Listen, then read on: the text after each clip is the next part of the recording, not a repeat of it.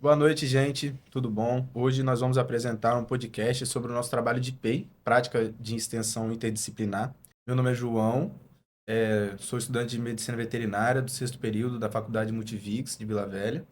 Boa noite, meu nome é Débora, eu também sou estudante da veterinária da Faculdade Multivix Vila Velha e sou da turma do João. O tema do nosso trabalho é a resistência de micro-organismos no ambiente. Nós trouxemos o microbiologista Zé Luiz para poder apresentar para a gente um pouco sobre a vida dele. Boa noite, tudo bom? Boa noite. Obrigado aí pela oportunidade. Conta um pouco sobre você, de onde que veio a sua ideia de entrar na medicina veterinária, a partir do nosso tema. Conta um pouco sobre você. Eu já tenho uma formação, sou formado em farmácia, analista clínico principalmente. Minha vida foi trabalhando em laboratório hospitalar e com a ênfase principalmente em microbiologia e hematologia, né? Mas laboratório hospitalar de uma forma mais geral. A veterinária me veio mais ou menos em 2019, devido a um convite de alguns amigos para entrar nessa área da análises clínicas, e eu comecei a estudar sobre isso. A gente já tinha um interesse, né? Gosta de bicho, tenho os meus bichinhos em casa, e fui me interessando. Naquele período da Covid ali, mandei lá para a Multivix a minha ementa. Quando me vi, já estava matriculado e concluí o curso, apaixonei pela área e estamos aí na luta.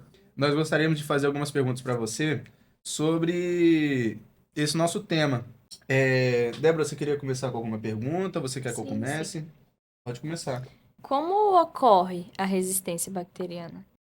A resistência bacteriana, ela pode tanto ser natural das bactérias ou adquiridas em ambientes.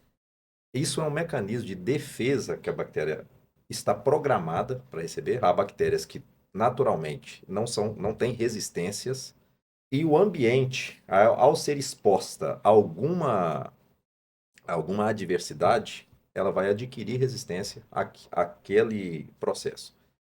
E nesses casos, por exemplo, quando você administra antibióticos ou substâncias antibióticas, não necessariamente o antibiótico que você toma lá na farmácia, no hospital.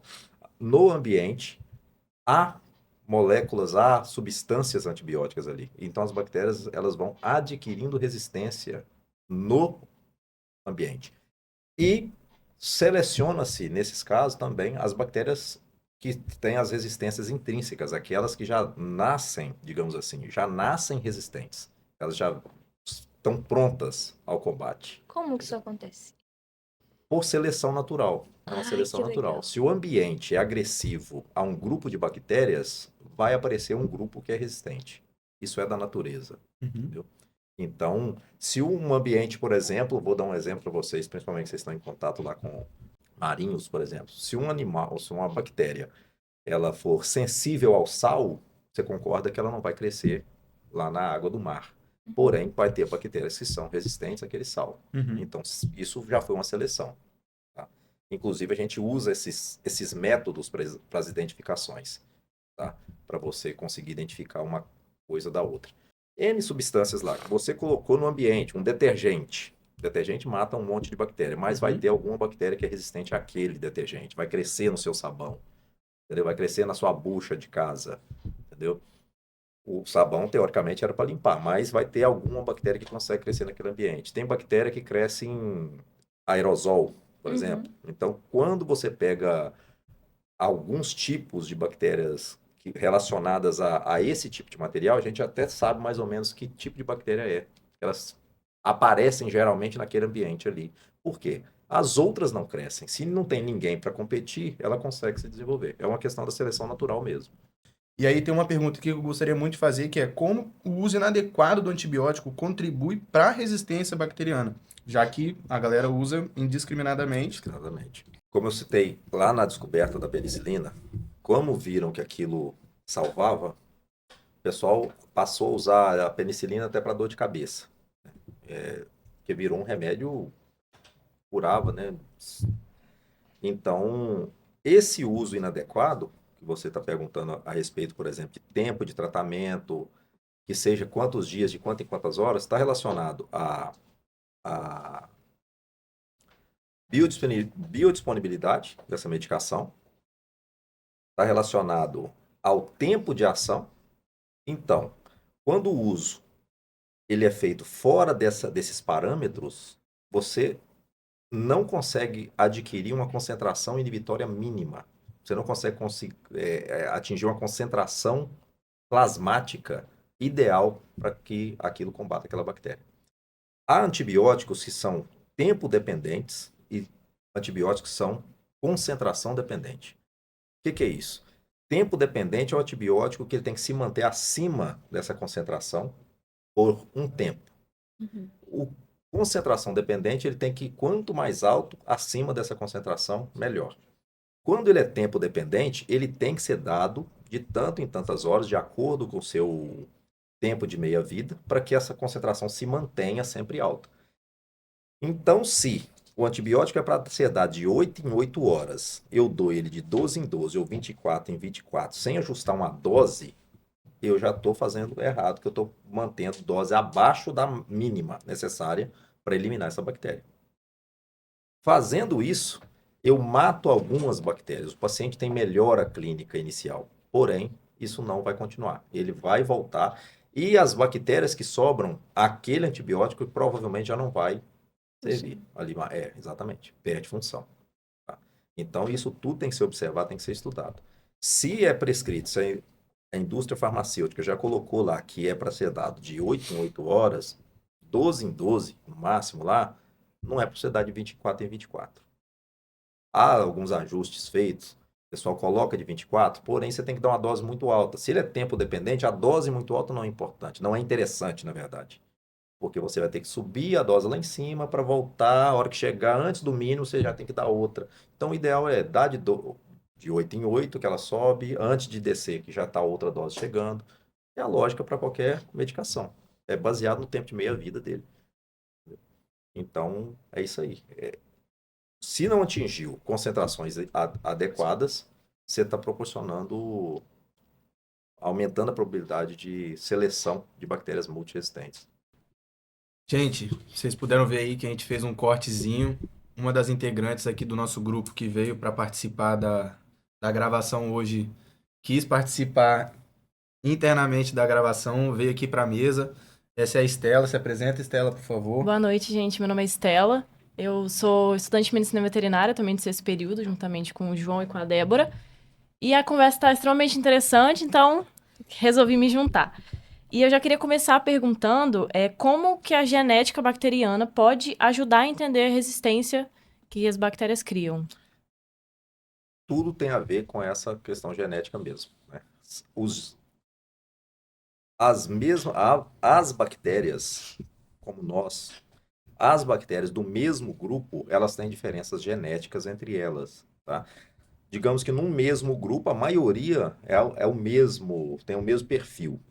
Dentro desse grupo, há uma pequena porcentagem, ou pode ser que haja nesse grupo, uma pequena porcentagem com alguma variação genética, de modo que eu não consigo, no exame rotineiro, detectar. O exame rotina de cultura e identificação, ele é feito baseado em provas metabólicas, tá? A gente chama de série bioquímica. É baseado naquilo que a bactéria consome. Então, aquilo revela de 8 aminoácidos, pelo menos ali, 8 provas, pelo menos, que a gente testa, as diferenças de consumo vai me determinar um grupo de bactérias, tá? Por exemplo, geneticamente tem que ser análise genética. E isso é feito rotineiramente nos laboratórios de pesquisa. O laboratório central aqui do estado, o que ele não faz ali, ele manda para o Instituto Adolfo Lutz, manda para o Fiocruz, tá? E lá é feito esse perfil genético das bactérias, atrás de bactérias variantes aí. Então, isso é feito. Porque você pega uma Escherichia coli, por exemplo, quando tem esses casos que você ouve, às vezes, na mídia apresentando que uma escola tal teve um surto de diarreia. Aquilo é enviado ao laboratório central, por exemplo. Lá é feita a pesquisa, descobriu, tem uma Escherichia coli, vamos mandar para ver se essa Escherichia coli tem alguma diferença genética das outras Escherichia coli. Entendeu? Então, por quê? Normalmente é uma bactéria, é uma enterobactéria, é comum da nossa flora, porém tem uma dentro da família que é capaz de causar aquela doença. Então, ela tem que ser descoberta. tem que ser vista, vai saber se ela já é um perfil conhecido ou se é alguma variante que ainda não foi identificada. Então, isso é feito rotineiramente nos laboratórios de pesquisa aí, a nível de Brasil, isso é feito.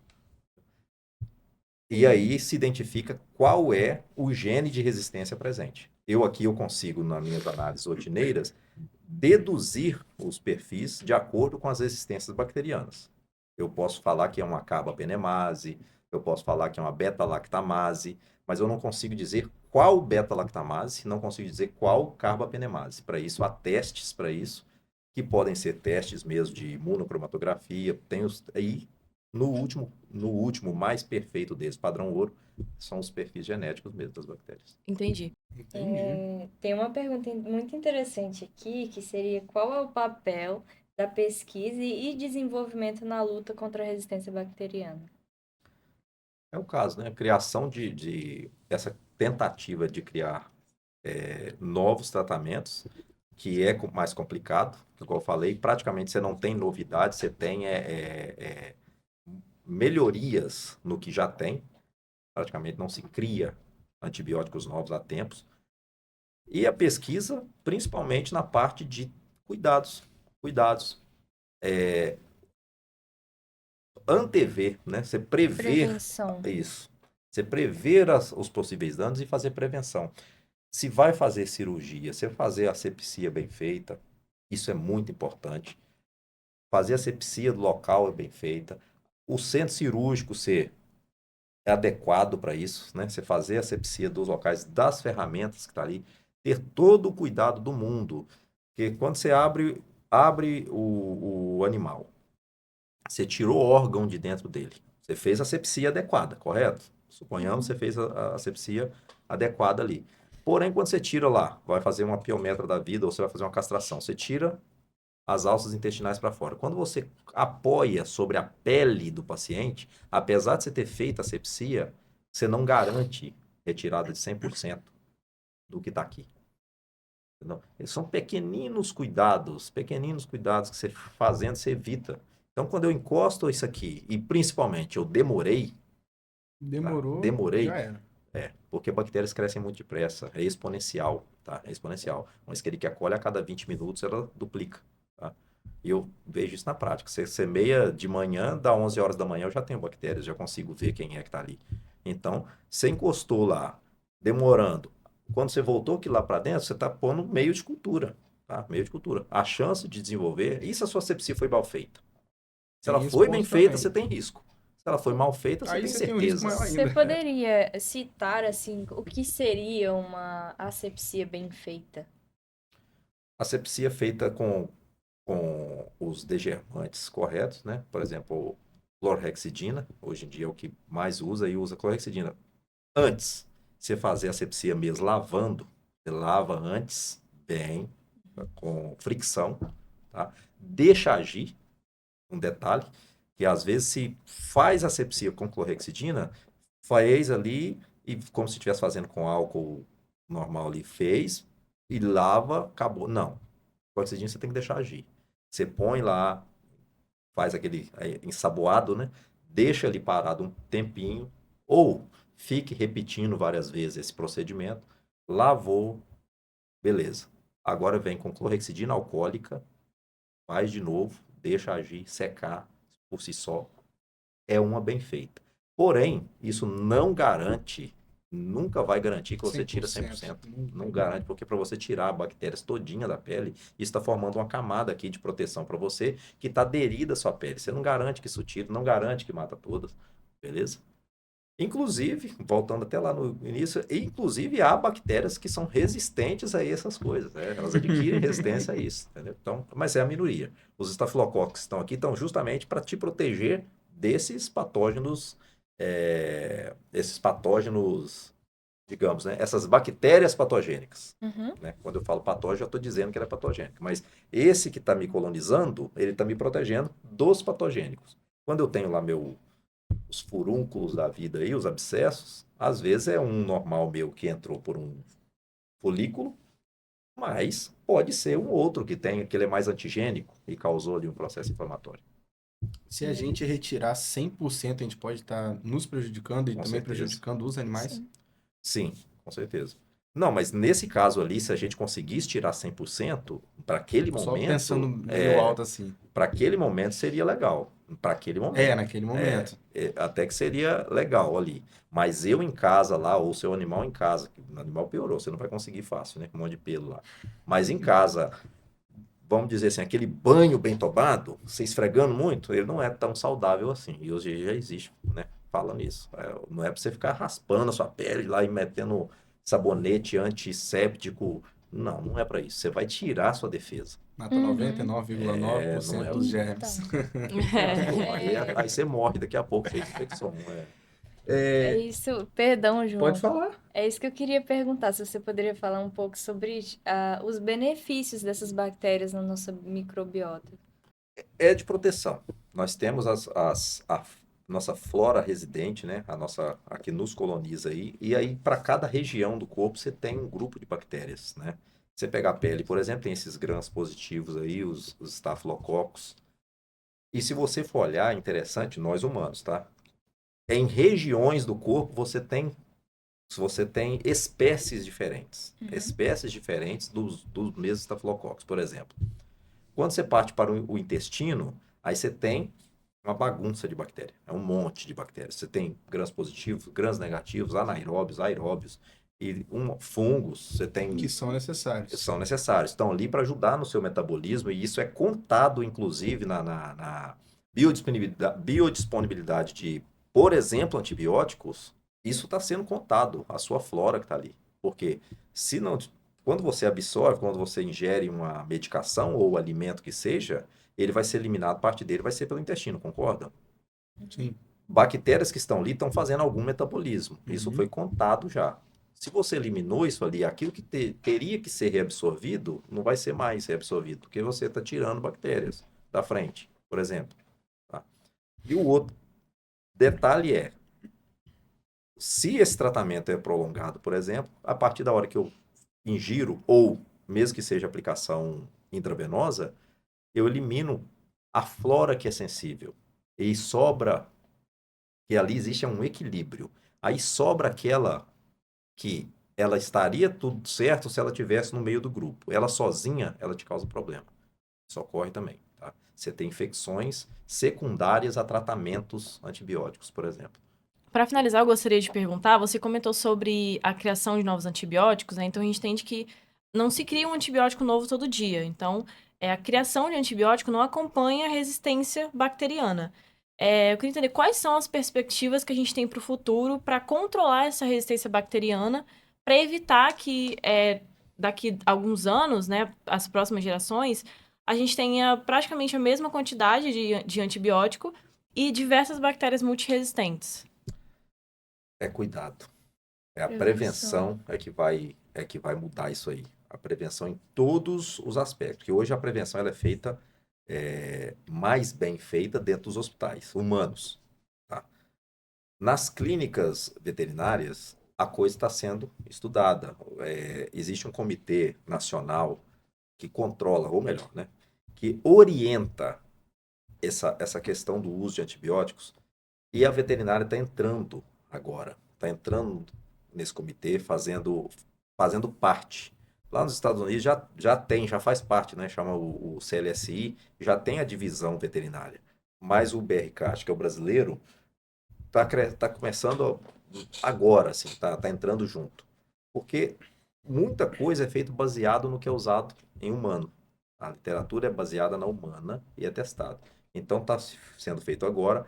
Essa preocupação está aumentando cada vez mais, principalmente por causa dos animais de companhia, cada vez mais estão sendo tratados como um membro da família. Uhum. Mas, além deles, tem as questões que nós falamos aqui agora há pouco, né? Da produção, onde a coisa é feita em mais larga escala. Quando não tiver um cuidado no ambiente, por exemplo, você não proteger aquele local, uma coisa clássica, se não proteger aquele local para a entrada de animais externos, passarinhos, por exemplo, que entrar ali para comer a ração, você lembrar que aquele passarinho que sai dali, ele vai posar em algum outro lugar. Né? Aonde ele posar, ele dissemina aquela bactéria. Então, cara, é Os uma passarinhos lá de cadeia. casa comem Nossa, É uma ração dos cadeia. cachorros tudo. É uma cadeia que tem que ser pensada. Você está contaminando o ambiente, você nem está pensando ali. Então, a granja dos frangos, dos porcos lá, tem que impedir que esses animais entrem ali para não haver nem chegada de doenças nem e nem saída, né? saída de doenças dali. Entendeu? E se é um ambiente controlado, onde eu estou jogando antibiótico ali dentro, a rebelia, aquilo tem que ser controlado, porque eu tenho que manter aquele grupo de bactérias que está sendo selecionado ali dentro. Tem que ser Tá? contido. Tem que ser contido ali. O descarte dos materiais dali tem que ser trabalhado de maneira que aquilo não seja solto no ambiente aí, porque cada vez mais vai ser gerado essas resistências. Daqui para frente, vai ser muito mais envolvido em cuidado. Vai ser muito em cuidado, porque a novidades, igual eu estou te falando, tem sido poucas. A produção tem sido mais baseada em melhorias do que já tem.